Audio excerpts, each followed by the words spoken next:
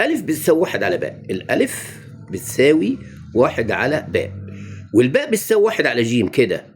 قالوا لنا كده ان المقام بسط، يعني معنى كده ان الألف بتساوي الج. جميل، يبقى الألف دي بتساوي الجيم دي. طب الجيم عبارة عن ايه؟ الجيم عبارة عن 1 على د. 1 على د يعني 1 على 64 على 49، نقلبها يبقى 49 على 64. نيجي نجيب المطلوب بقى. ألف زائد جيم، احنا قلنا الألف بيساوي الجيم، يبقى هنقول له 49 على 64 زائد 49 على 64 مكررة مرتين اهو، صح؟ في دال، والدال عبارة عن كام؟ الدال عبارة عن 64 على 49.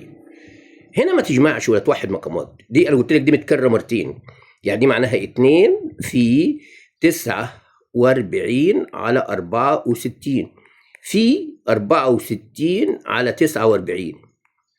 64 دي مع دي ودي مع دي، يعني الاجابه 2 بس اهو. الاجابه 2 اللي هي الف. غيره يا مستر. اي مما ياتي ليس عدد اولي، لازم تكون انت عارف الاعداد الاوليه. انت عندك العدد الشاذ ده اللي هو 77، دي عباره عن ايه؟ عباره عن 1 في 77 وعباره عن 7 في 11. يبقى هنا 4 عوامل، ما ينفعش يبقى هو ده العدد. اي مما ليس عدد اولي، ليس عدد اولي يبقى 77. غيره يا مستر. بص وفر. جينا بقى في الاحتمالات. كم كلمه يمكن ان تكون ان نكونها من حروف كلمه خالد؟ هو حروف كلمه خالد كم حرف؟ الخاء والالف واللام والدال، يعني 4. يبقى هنا 4 حروف، 4 حروف. طيب احنا عايزين كم كلمه يمكن تكوينها؟ ده تبديل، خلي بالك. يبقى احنا كده معنى كده ان احنا هنبدلها، يبقى احنا هنجيب مضروب لاربعه. مضروب لاربعه، هو كلام بالعربي اهو. مضروب لاربعه، ومضروب لاربعه عباره عن 4 في 3 في 2 في 1 في 2 في 1 اهو.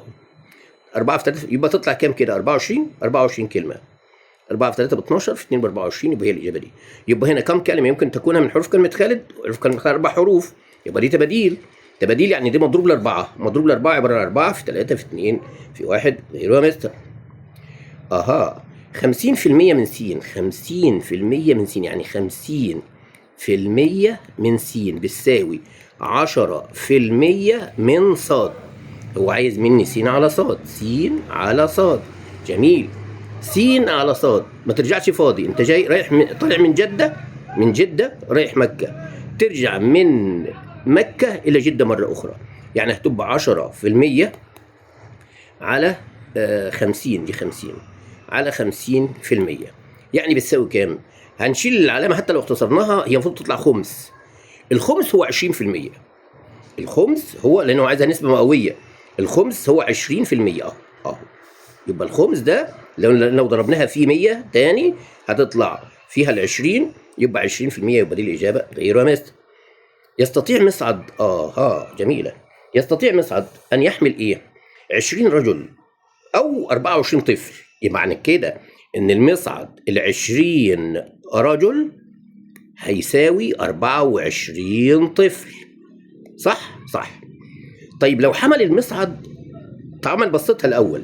هنبسطها على 4 على 4 وعلى 4، يبقى الخمس رجال بيساوي 6 أطفال. جميل. يبقى كل 5 رجال ب6 أطفال.